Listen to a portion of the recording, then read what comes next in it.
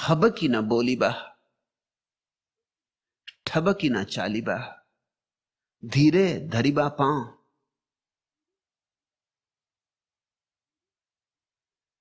हबकी न बोली बा। जिन्होंने इस सूत्र पर टीका लिखी है, टिप्पणियां लिखी हैं, उन सब ने इसका अर्थ किया है बिना सोचे विचारे नहीं बोलना। वह अर्थ मुझे ठीक मालूम नहीं होता। भाषा की दृष्टि से ठीक है, हबकी न बोली बा, फट से नहीं बोल देना चाहिए। कोई कुछ कहे एकदम से जवाब नहीं दे देना चाहिए, सोच विचार के जवाब देना चाहिए। ऐसा भाषागत अर्थ तो ठीक है, लेकिन साधनागत अर्थ ठीक नहीं। सोच विचार के उत्तर देने का अर्थ तो यही हुआ कि उत्तर सहज नहीं होगा, सोचा विचारा होगा। और आगे सूत्र में गोरख कहते हैं गर्भ न करीबा सहजे रहीबा भणत गोरख राव। फिर सहज रहने से इसका संबंध नहीं जुड़ेगा, फिर तो रहनी बड़ी असहज हो गई। फिर तो तुमने जो उत्तर दिया वो सोचा विचारा था, संयोजित था, सहज नहीं था। सहज उत्तर, सहज बोलना कुछ और ही बात है, सोच विचार से उसका संबंध नहीं। तुम जब भी सोचोगे विचारोगे तुम्हारा उत्तर असहज हो जाएगा। किसी ने कुछ पूछा, उत्तर देने के पहले तुमने सब जांच परख की कि क्या कहूं क्या ना कहूं, किस बात का प्रभाव अच्छा पड़ेगा, किसका बुरा पड़ेगा, किससे लाभ होगा, किससे हानि होगी। तुमने ये सब सोच विचार के गणित बिठा के कहा तो तुम्हारे वक्तव्य में सहजता नहीं रह जाएगी, तुम्हारा वक्तव्य झूठा हो जाए। सहज वक्तव्य तो निर्विचार से आएगा। हबकी ना बोली बा, लोग कहते हैं इसका अर्थ है सोच विचार से बोलना, और मैं कहता हूं इसका अर्थ है निर्विचार से बोलना, जागरूकता से बोलना।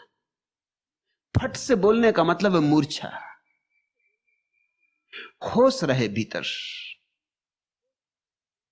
होश का दिया जलता रहे, ध्यान जागा रहे। सोच विचार के बोलना नहीं, निर्विचार से बोलना। दो शब्दों का ख्याल कर लेना, अविचार से बोलना और निर्विचार से बोलना। अविचार से बोलने का मतलब है बोल दिए जो आया मुंह में, फिर पीछे पछताने लगे। मैं एक रात एक मित्र के घर में मेहमान था। उस घर में महात्मा गांधी के एक पुराने शिष्य आनंद स्वामी भी मेहमान थे। रात एक ही कमरे में हम दोनों थे, सारे घर के लोग भी इकट्ठे हो गए, कुछ बात होने लगी। आनंद स्वामी से मैंने कहा, आप महात्मा गांधी से कैसे प्रभावित हुए? क्योंकि पूरा जीवन उन्होंने गांधी के लिए ही समर्पित कर दिया। तो उन्होंने कहा कि पहला प्रभाव गांधी का मेरे ऊपर तब पड़ा जब गांधी अफ्रीका से भारत आए। उन्होंने अहमदाबाद में एक वक्तव्य दिया। मैं अखबार में रिपोर्टिंग का काम करता था, पत्रकार था। उन्होंने जो वक्तव्य दिया उसमें उन्होंने अंग्रेजों के लिए कुछ अपशब्द बोले। मैंने वे अपशब्द निकाल दिए वक्तव्य में से, और जो रिपोर्ट दी अखबारों में उसमें उन अपशब्दों को बिल्कुल नहीं रखा। दूसरे दिन गांधी ने मुझे बुलाया, मेरी पीठ ठोकी और कहा तुमने ठीक किया, रिपोर्टिंग ऐसी होनी चाहिए, तुमने वो अपशब्द निकाल दिए, बहुत अच्छा किया। गांधी का इस भांति मेरी पीठ ठोकना, आनंद स्वामी ने मुझे कहा, बस मुझे जीत लिया। मैंने उनसे कहा कि ये तो बात बड़ी उल्टी हो गई। फिर तुमने कभी दूसरा प्रयोग भी करके देखा या नहीं कि गांधी ने अपशब्द न बोले हों और किसी वक्तव्य में तुम जोड़ देते, फिर भी वो तुम्हारी पीठ ठोंकते, तो कुछ बात थी। इसका तो अर्थ इतना ही हुआ कि गांधी हबक के बोल गए। हबक की ना बोली भा, बोल गए जोश में, उत्साह में, उमंग में, बोलने की धारा में बोल गए। फिर पीछे पछताए होंगे, लौट के सोचा होगा कि वो अपशब्द जो मैंने बोल दिए, गालियां जो दे दी, देनी नहीं थी, क्योंकि वे महात्मा के योग्य नहीं है गालियां। पछताए होंगे। फिर तुमने वे अपशब्द निकाल दिए, तुमने गांधी के अहंकार की रक्षा कर ली, तो तुम्हारी पीठ ठोंकी। तुम्हारे अहंकार को इस तरह रस मिला कि मेरी पीठ ठोंकी गई, कि मैं कोई पत्रकार हूं, बड़ा पत्रकार हूं। यद्यपि तुमने जो वक्तव्य छापा था वो झूठा था, और गांधी अगर सत्य के प्रेमी थे तो उन्हें तुमसे कहना चाहिए था कि वक्तव्य वैसा ही छापो जैसा दिया गया था। जब दिया ही गया था तो छापने में क्यों भेद किया जाए? तो गांधी सत्यवादी नहीं थे। गांधी की सत्य की बात व्यर्थ हो गई, उन्होंने झूठ को प्रसिद्ध दिया। जो बोला नहीं था वो छापा गया, जो बोला था वह नहीं छापा गया। ये झूठ को प्रसिद्ध देना हुआ। तुमने उनके अहंकार की रक्षा की, उन्होंने तुम्हारे अहंकार को फुसलावा दिया। इस तरह तुम एक दूसरे से प्रभावित हो गए। मैंने आनंद स्वामी को कहा कि अगर मेरे वक्तव्य में गाली हो तो छपनी ही चाहिए, क्योंकि जब मैंने कही है तो कही है, और अगर नहीं कहनी थी ऐसा पीछे पता चलता है तो उसका अर्थ हुआ कि कहते समय मैं होश में नहीं था, मैं बेहोश था। भाषा का भी मद होता है। कई बार तुम बोलने में ऐसी बात बोल जाते हो जो तुम बोलना नहीं चाहते थे, मगर चाहते थे कि नहीं ये सवाल नहीं है, बोली तुमने तो कहीं तुम्हारे अचेतन चित्त में पड़ी तो थी। तुमने वो वक्तव्य छाप के, आनंद ऋषि, मैंने उनसे कहा, एक झूठ को प्रसिद्ध दिया। अब सदियों तक ये बात कही जाएगी कि गांधी ने कभी गाली नहीं थी, तुम उसके लिए जिम्मेवार होगे। तुम्हें लिखना था वही जो लिखा गया था, जो कहा गया था, जैसा वैसा का वैसा।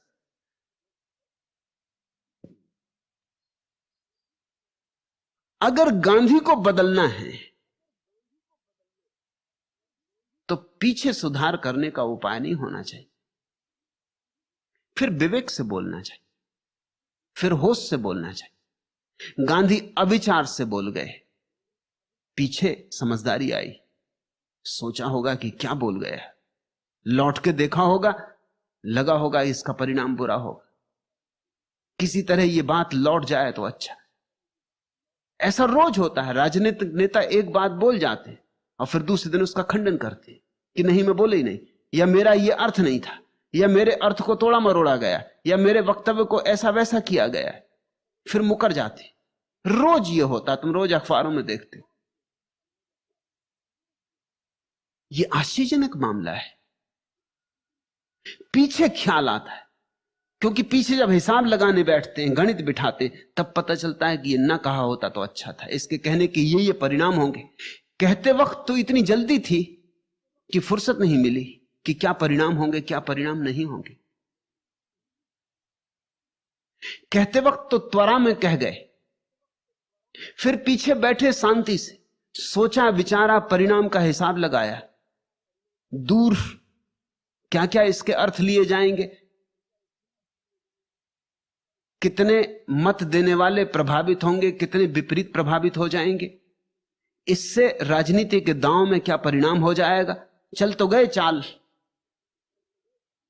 इसका पूरे शतरंज के खेल पर क्या अंतिम अर्थ होगा, ये जब बैठ के सोचते विचारते तो फिर बदलने का मन उठता है तो बदल लेते। मगर ये बदलाहट सिर्फ एक बात की खबर देती, अविचार से बोला गया। मैंने सुना है इंग्लैंड के एक मेडिकल कॉलेज में एक विद्यार्थी की मुखाग्र परीक्षा हो रही और सब विषयों में उत्तीर्ण हो गया है। अब ये मुखाग्र परीक्षा आखिरी परीक्षा है, इसमें उत्तीर्ण हो जाए तो उसे इंग्लैंड की चिकित्सा की सबसे बड़ी उपाधि मिल जाए। 3 डॉक्टर उसकी परीक्षा ले रहे हैं। उन्होंने उससे कहा कि इस तरह का मरीज है, इस तरह की बीमारी है, ये दवा देनी है, कितनी मात्रा में दोगे। उसने जल्दी से मात्रा बताई। वो तीनों डॉक्टर हंसे, उन्होंने कहा कि ठीक है तुम जाओ। परीक्षा पूरी हो गई। वो निकल ही रहा था दरवाजे से, तब उसे ख्याल आया कि इतनी मात्रा तो जान ही ले लेगी, ये जहर है। लौटा और उसने कहा कि क्षमा करे, जितनी मैंने बताई उससे आधी दूंगा। पर डॉक्टरों ने कहा मरीज अब मर चुका, अब लौट के किससे कह रहे हो? बात गई सो गई। ये परीक्षा ही थोड़ी है। अगर मरीज होता और तुमने ये दवा दे दी होती तो मरीज तो मर ही चुका होता, लौट के किससे क्षमा मांगते? अब अगले वर्ष आना और तैयारी करो। इस तरह लौट के वक्तव्य बदले नहीं जा सकते, और बदले जाएं तो झूठे हो जाते। मरीज तो मर ही जाएगा। अविचार से मत बोलना, ऐसा अर्थ करो तो उसका अर्थ यह नहीं हुआ कि विचार पूर्वक बोलना, उसका अर्थ मेरे हिसाब में होता है निर्विचार। क्योंकि जहां विचार है वहां तो गलती हो जाएगी। जहां निर्विचार है, चित्त बिल्कुल शांत दर्पण की भांति है, मौन है, शून्य है, जहां ध्यान जगा है, वहां कभी भूल नहीं होती। वहां लौट के पीछे देखने की जरूरत नहीं पड़ती, वहां कभी पछतावा नहीं होता। इसलिए मैं इसका अर्थ करता हूं ध्यान पूर्वक बोलना, जिसको बुद्ध ने सम्यक स्मृति कहा है। जागे हुए बोलना, होश से बोलना, सोच विचार के नहीं। क्योंकि सोच विचार का तो मौका हो या ना हो, समय हो या ना हो, जिंदगी में समय कहां है? बहुत बार तुम अच्छी बात कहना चाहते हो, नहीं कह पाते, बाद में याद आती। एक छोटा सा शब्द इतनी तरंगें पैदा कर सकता है, मित्र बना सकता है, शत्रु बना सकता है, जीवन को सौंदर्य दे सकता है, कुरूपता दे सकता है। हबकी न बोली बा, पर मैं अर्थ करता हूं यह नहीं कि विचार पूर्वक बोलना। विचार में तो गणित है, चालाकी है, होशियारी है, राजनीति है। मैं कहता हूं निर्विचार, शांत मौन भाव से बोलना, उठने देना मौन में अंतरतम को, और तब तुम जो बोलोगे वह सम्यक होगा, क्योंकि शांति से जन्मेगा। सम्यक वाणी, और तुम थिर हो जाओगे। अन्यथा अहंकार तुम्हें इस अति से उस अति पर ले जाएगा।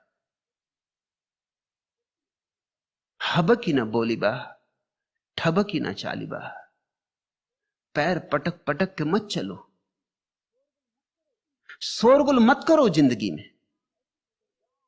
ऐसे गुजर जाओ कि किसी को पता ना चले। अनुपस्थित रहो। परमात्मा के होने का ढंग यही है। परमात्मा है चारों तरफ उपस्थित, लेकिन पता नहीं चलता। उसकी कला क्या है? ठबकी ना चालीबा, पैर पटक पटक के नहीं चलता। आंखों में उंगली डाल डाल के तुम्हें दिखाता नहीं कि देखो मुझे।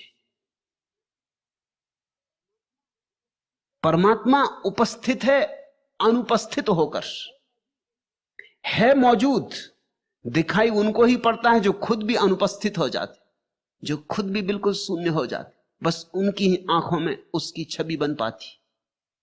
ठबकी ना चालीबा। लोग कितने अकड़ के चल रहे हैं, अकड़े जा रहे हैं, व्यर्थ ही अकड़े जा रहे हैं। तुमने ख्याल किया, रास्ते पर तुम अकेले चलते हो, तुम एक ढंग से चलते हो। अगर रास्ता सुनसान पड़ा हो, कोई भी ना हो, सुबह तुम घूमने निकले हो, तुम एक ढंग से चलते हो, तुम्हारे चलने में ठबक नहीं होती। लेकिन फिर अचानक दो आदमी रास्ते पर निकल आए, तुम्हारी चाल बदल जाती। तुम कल चल के देखना, तुम्हारी चाल बदल जाती। दो आदमी रास्ते पर आ गए, तुम्हारी चाल बदल गई, अब तुम और ढंग से चलते हो। और अगर दो सुंदर स्त्रियां निकल आए रास्ते पर, तो तुम्हारी चाल और भी बदल गई।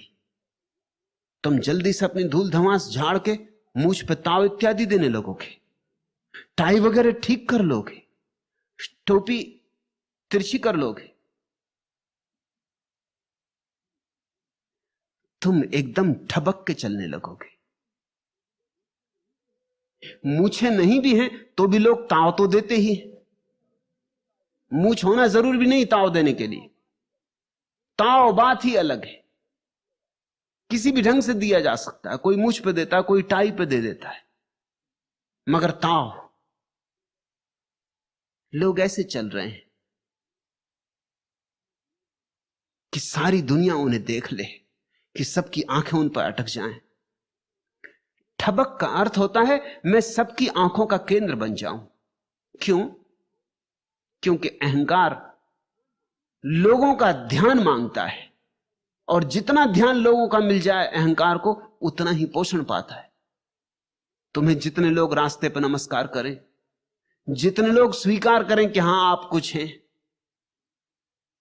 उतना ही तुम्हारे अहंकार को बल मिलता है। तुम एक दिन रास्ते से गुजरो, कोई देखे भी नहीं, कोई नमस्कार भी ना करे, पूरा गांव तय कर ले कि तुम्हारे साथ ऐसा व्यवहार करेगा कि मान के चले कि जैसे तुम हो ही नहीं। तुम बहुत दुखी हो जाओगे, तुम बहुत हारे थके लौटोगे, तुम कहोगे बात क्या हो गई। तुम्हारी ठबक का कोई परिणाम ही ना हो।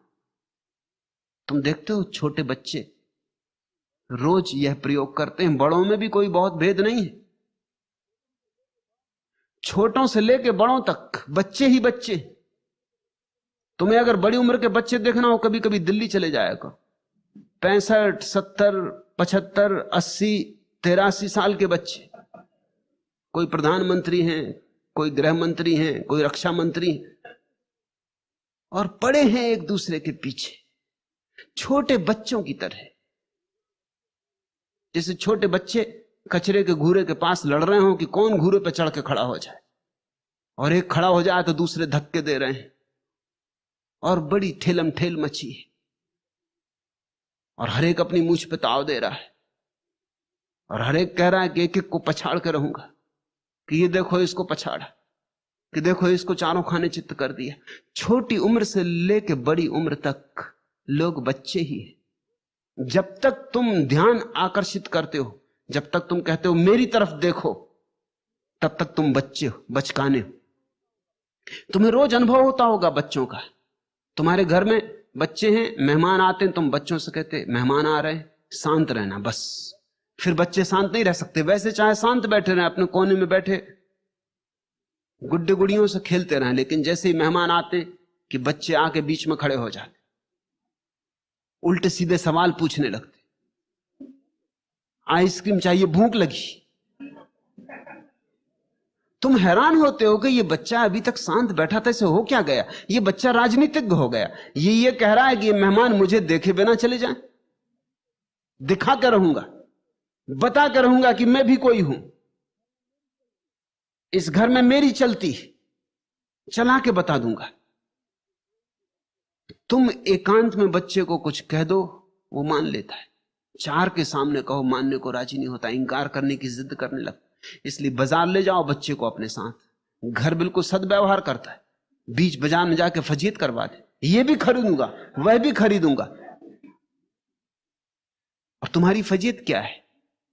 फजीयत यही है कि अब चार आदमियों के सामने तुम भी ये नहीं कह सकते कि नहीं खरीद सकूंगा, पैसा नहीं है पास, जेब गरम नहीं है, भाई मत सता मुझे। वो भी ये मौका देख रहा है कि अब देखे। छोटे बच्चे तुम्हारी ही वृत्तियों को प्रकट करते हैं सरलता से, फिर बड़े होकर तुम उन्हीं वृत्तियों को थोड़ी जटिलता से प्रकट करते हो, थोड़ी होशियारी से प्रकट करते हो, मगर भेद नहीं पड़ता, तुम प्रौढ़ होते ही नहीं। अहंकार कभी प्रौढ़ होता ही नहीं, अहंकार सदा बचकाना होता है। ठबक ही ना चालीबा। बच्चे देखते ना, पैर पटकते हैं, शोरगुल मचाते हैं, सामान पटक देते हैं। स्त्रियां देखते घर में, जरा सी बात हो जाए कि प्लेटें गिर जाती हैं, बर्तन गिरने लगते हैं, पूरे घर में शोरगुल मचने लगता है। ठबक ही ना चालीबा। वो स्त्री बता रही कि दिखा दूंगी।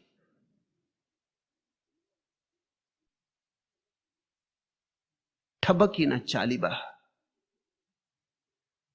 गोरख कहते हैं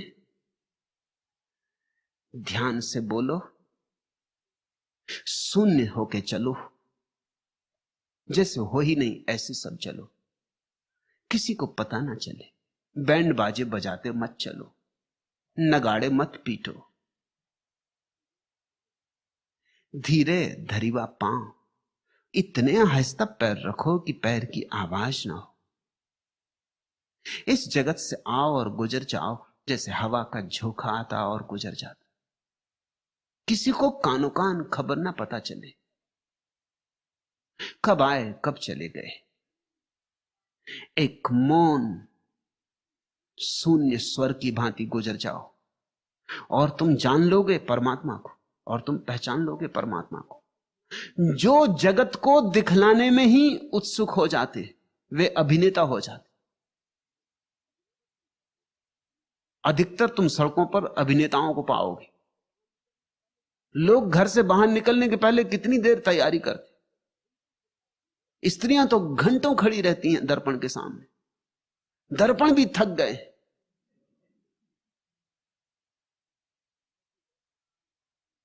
पति बैठा हार्न बजा रहा है सड़क पर और पत्नी अभी दर्पण के सामने सोच ही रही कि ये साड़ी पहनूं कि ये साड़ी पहनूं।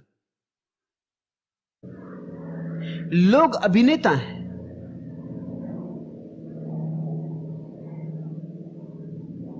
इसलिए तुम्हें दूसरों की स्त्रियां जितनी सुंदर मालूम पड़ती, अपनी पत्नियां नहीं मालूम पड़ती, क्योंकि अपनी पत्नियों को तुम उनके स्वाभाविक रूप में देखते हो, दूसरे की पत्नियों को तुम मंच पे देखते हो, सजी संवरी, रंग रोगन। मुल्ला नसरुद्दीन तो कहता है कि संतति नियमन के लिए किसी उपाय की जरूरत नहीं, सिर्फ पत्नी रंग रोगन ना करे बस पर्याप्त है, कोई और आवश्यकता नहीं। इतना ही चित्त को उदास कर देने के लिए काफी, सहज स्वाभाविक रहे बस।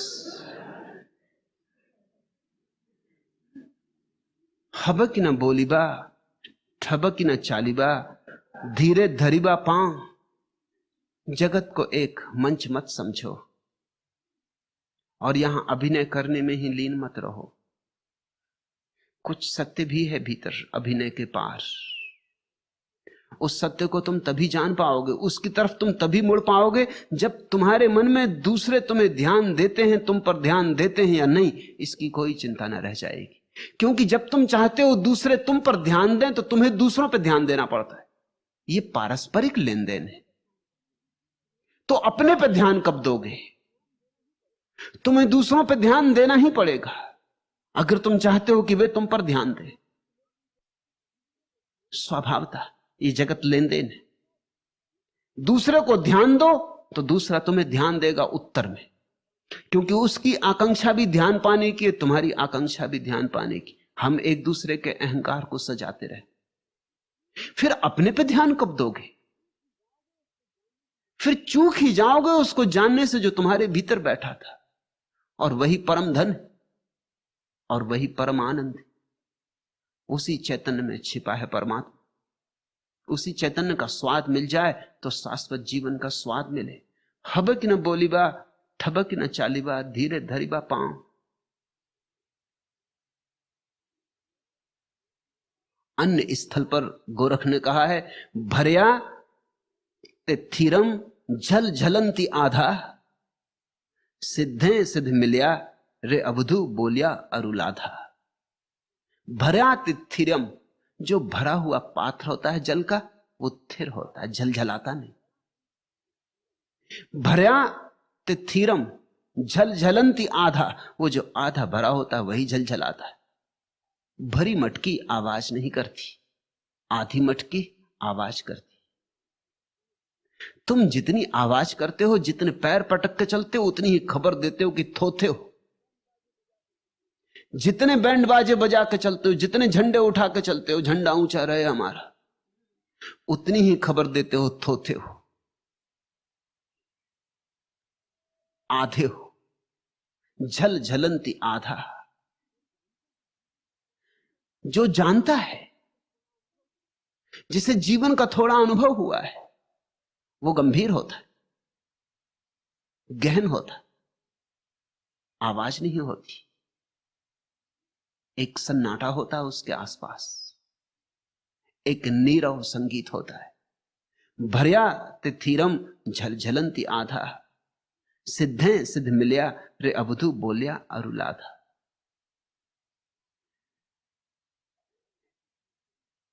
तुम तो व्यर्थ ही शोरगुल मचाते हो। तुम्हारे बोलने में और क्या है? तुम्हारे बोलने में कुछ भी तो नहीं, क्योंकि तुमने कुछ जाना नहीं। बोलने को तुम्हारे पास क्या है? लेकिन कितना लोग बोल रहे हैं, कितनी बकवास चल रही। तुम्हारे कान में दूसरे लोग कचरा डाल देते हैं, तुम दूसरों के कान में कचरा डाल देते हो। कचरे पर कचरा इकट्ठा होता जाता। तुम जरा गौर करना, दिन भर में तुम जितनी बातें बोलते हो उनमें से 90% तो बिल्कुल व्यर्थ है। न कहीं होती तो चल जाता, लेकिन झलझलंती आधा, वो जो आधा आधा भरा है वो झलझलाए ना क्या करे। खूब शोरगुल मचता है, लोग बातचीत में लगे, सारी पृथ्वी बातचीत से भरी है, अकारण व्यर्थ की बातचीत। गोरख कहते हैं सिद्ध हैं सिद्ध मिलया।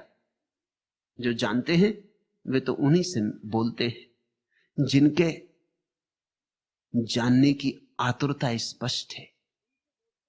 सिद्ध उनसे बोलते हैं जो संभावी सिद्ध है, हर किसी से नहीं बोलते। हर किसी से बोलने का कोई प्रयोजन नहीं। सिद्ध तो उनके ही पास बैठते हैं जिनके संभावी सिद्ध होने की बात की झलक मिल रही। सद्गुरु उनसे बोलते हैं जो सद शिष्य हैं, हर किसी से नहीं बोलते। मुझसे पूछा जाता है कि यहां सभी को आगमन पर सुविधा क्यों नहीं? सभी की यहां कोई जरूरत नहीं है। मैं उनसे बोल रहा हूं जो संभावी है, मैं उनसे बोल रहा हूं जो आतुर है, जो प्यासे। सिद्ध है सिद्ध मिल्या रे, अवधु बोलिया अरुलाधा। तब बोलने में कुछ लाभ है।